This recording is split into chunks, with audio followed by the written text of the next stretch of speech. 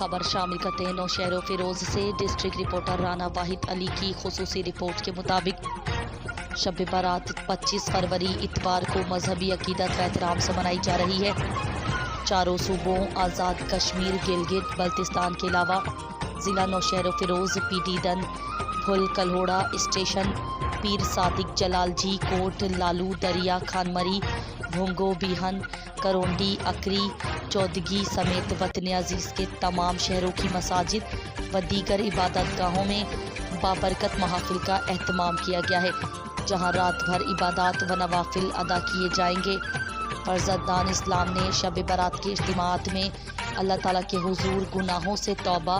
ملک و قوم کی سلامتی، عالم اسلام کی سربلندی، کشمیر و فلسطین کی آزادی اور اپنے مرحومین کی مغفرت و بلندی درجات کے لیے خصوصی دعائیں مانگی۔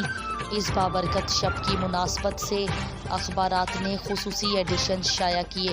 جبکہ پی ٹی وی و نجی ٹی وی چینل سے بھی خصوصی پروگرام ٹیلی کاسٹ کیے جا رہے ہیں۔